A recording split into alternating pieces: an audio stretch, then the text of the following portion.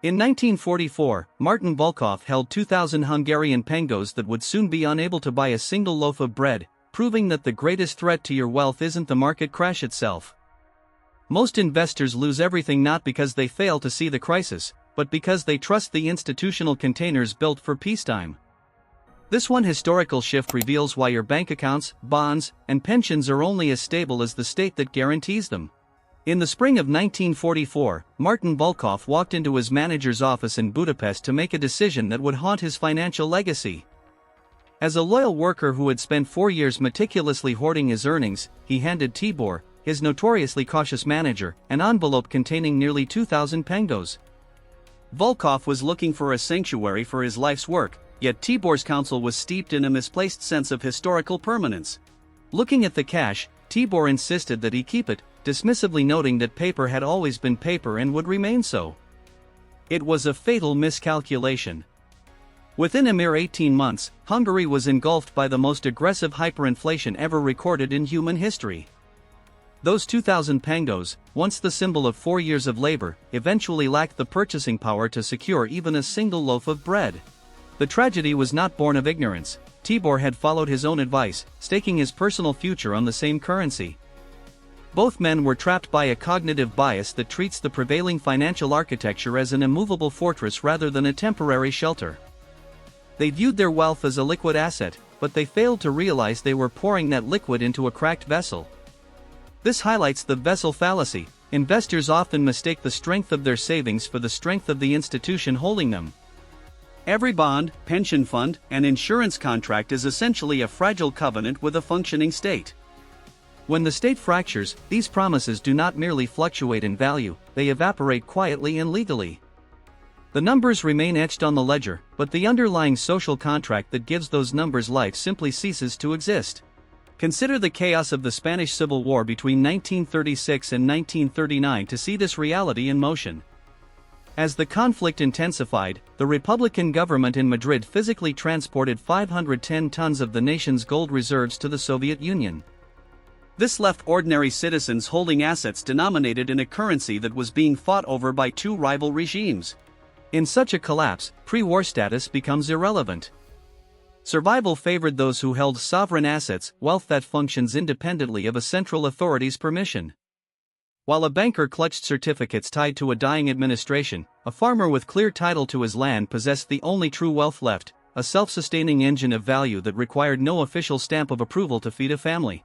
The underlying mechanics of financial collapse are rarely driven by mere ideology, rather, they stem from a cold, unwavering logic.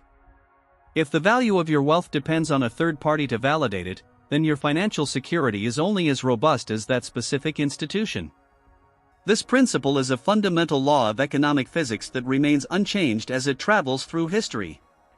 Consider the fallout in post-reunification Vietnam between 1975 and the early 1980s. The new government initiated aggressive currency reforms specifically designed to seize control of the national economy and dismantle the financial power of the South Vietnamese merchant class. In a single stroke, old banknotes were rendered worthless. Families watched decades of hard-earned accumulation vanish as savings accounts were frozen or stifled by conversion limits. However, a distinct group found a way to endure. The ethnic Chinese merchant community in Saigon, drawing on a multi-generational distrust of paper instruments, had historically converted their wealth into physical gold taels and delicate gold leaf. While their neighbors who trusted the banking system saw their life savings evaporate, these families preserved their capital. This success was not due to some mystical quality of the metal, but because gold is one of the few assets that requires no external permission to retain its value. The concept of permission serves as the invisible thread connecting financial tragedies across centuries. We often forget that every modern asset, from a brokerage account to a government bond, is governed by a hidden gatekeeper. To access your wealth, a bank must allow a withdrawal, a government must choose to honor its debt, and a pension administrator must process a claim. During the calm of peacetime, this permission is granted so seamlessly that we lose sight of the gatekeeper entirely. But when crisis strikes, that gatekeeper suddenly locks the doors. Permission is rationed, rerouted, or revoked, sometimes through legal maneuvers and sometimes through raw force. Even the 2013 crisis in Cyprus proved that war isn't a prerequisite for this shift. a government can simply decide to seize a percentage of private deposits to recapitalize failing banks. One morning you wake up and realize the permission you took for granted has been withdrawn. This reality becomes undeniable when we examine the Dutch experience in World War II, which offers another sobering angle on this institutional fragility.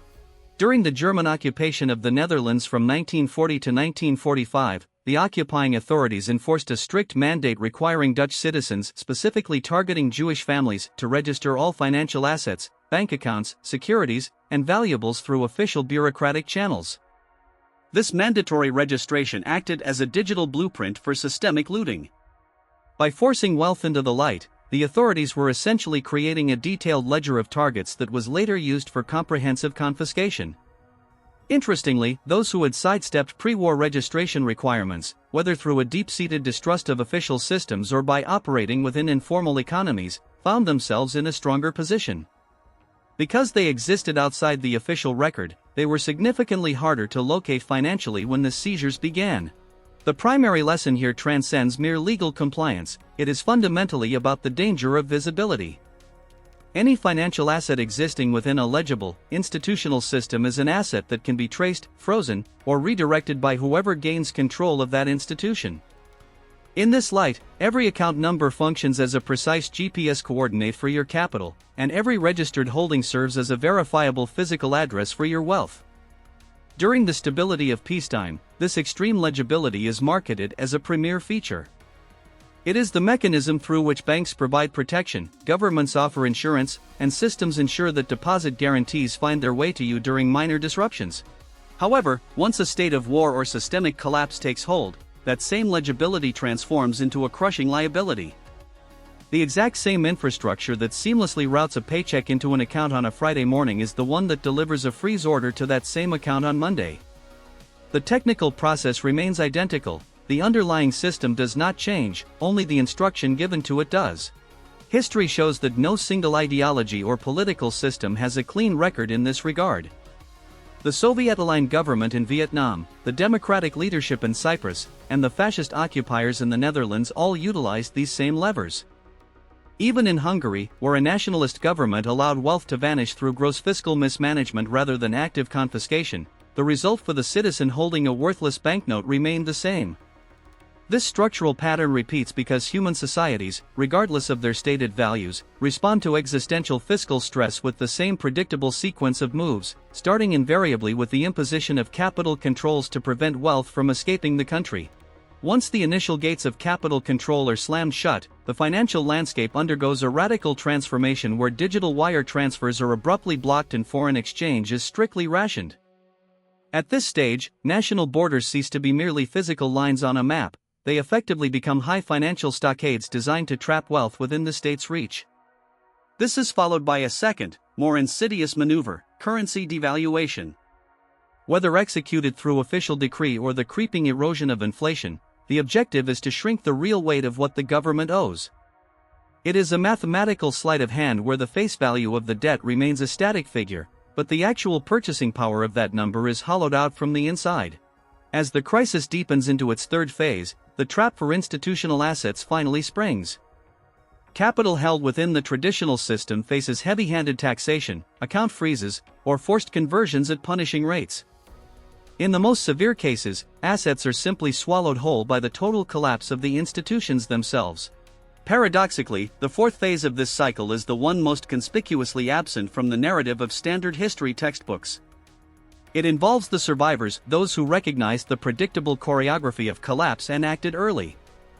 By positioning a portion of their wealth outside the institutional permission structure, often through physical holdings or assets in foreign jurisdictions that require no third-party validation, these individuals successfully preserved their economic vitality while others were wiped out.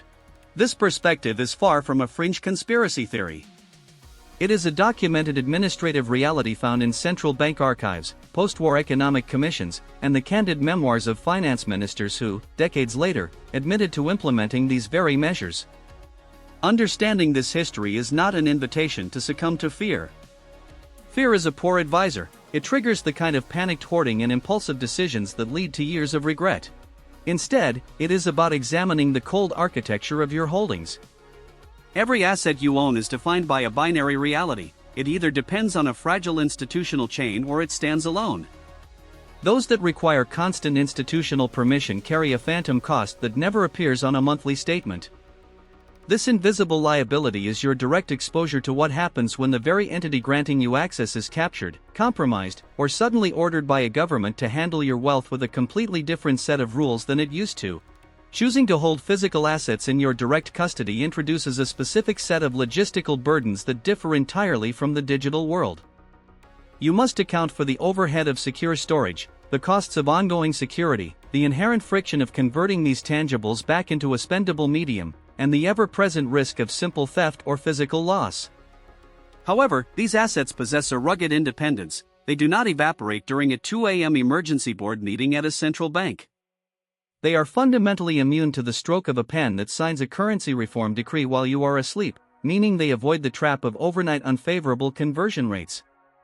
They remain exactly what they are, regardless of the institutional weather. It is vital to clarify that this is not an argument against the existence of banks or governments during periods of normalcy.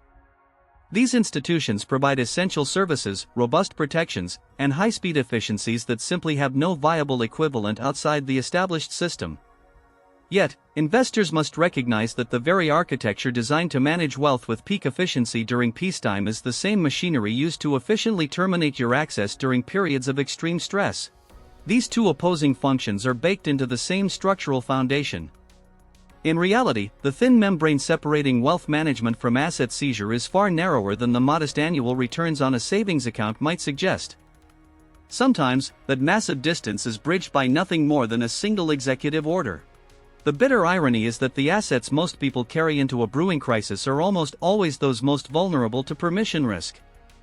A savings account relies on a bank that must remain open, solvent, and willing to cooperate. Brokerage accounts require a functioning exchange and a regulatory body that refrains from freezing all trades. Pension funds are even more complex, depending on a sponsoring entity, an investment manager, and a political framework that chooses to honor its commitments to the retired. Even government bonds are merely promises that an administration will remain both capable and willing to redeem its debt. History shows that governments under wartime fiscal pressure frequently restructure or inflate away internal debt to save themselves, often prioritizing international diplomatic obligations while leaving domestic savers with no mechanism for legal recourse. When two governments simultaneously claim legitimacy over the same territory, the physical cash sitting in your wallet ceases to be a medium of exchange and transforms into a high-stakes bet on the outcome of a conflict you cannot control. It is vital to understand that none of these traditional assets are inherently worthless during periods of peace. However, history demonstrates across every political system and century that they possess a recurring capacity to become completely inaccessible or functionally devalued at the precise moment they are most critically required. This is the inherent danger of assets locked within an institutional chain. During a crisis, the typical portfolio behaves like a complex machine with a missing fuse. It looks functional, but it cannot deliver power without the permission of a third party that may no longer exist or care about your needs. The assets that have historically survived these wartime transitions do not offer perfect, stable value, but they do offer navigable value, a usable wealth that does not require an institutional green light to access. These resilient assets share two defining characteristics. First, they are physically portable or jurisdiction independent, ensuring their worth does not evaporate at a national border or get trapped by a capital control order. Second, they require no active institutional cooperation to confirm their validity. They function on the principle of self-validation, where two strangers standing in a ruined city can agree on a trade without needing a bank statement, a clearinghouse, or a government stamp. Since 2022, central banks globally have been positioning themselves for this exact reality, increasing their gold reserves at rates not seen since the mid-20th century. This historical surge mirrors the final decades of the Bretton Woods system and the subsequent shift away from dollar convertibility. Large economies like Poland, Germany, and Hungary have already begun repatriating their gold from foreign vaults to domestic custody. Simultaneously, the Bank for International Settlements has issued updated guidance on diversifying reserves into non-dollar and non-euro holdings, while Switzerland has tightened financial reporting thresholds for foreign accounts. These are not merely administrative tweaks, they are the maneuvers of a world bracing for a shift in the permission structure of global finance. multiple NATO-adjacent countries expanded civil preparedness guidance to include financial readiness sections that specifically mentioned maintaining accessible cash reserves and hard assets outside the banking system. These shifts are not mere predictions, they are observable institutional behaviors, fully documented and accessible to any diligent observer. Large financial entities, equipped with long-range strategic planning and internal threat models that never surface in glossy press releases, possess a unique vantage point. They tend to hedge their own survival in the exact direction their analysts point. When an institution responsible for managing the world's capital quietly reconfigures the composition of its own holdings, that movement functions as a lighthouse for the observant. It is a critical data point revealing where the true risks lie. History proves that the man who loses everything in a war rarely loses it on a literal battlefield. He is typically not a soldier, but rather a retired teacher, a local shopkeeper, or a mid-level civil servant. These are individuals who spent 30 years following every rule, saving consistently, and investing with the kind of prudence society demands. They lose their savings when a bank shutters its doors on a random Tuesday and never reopens.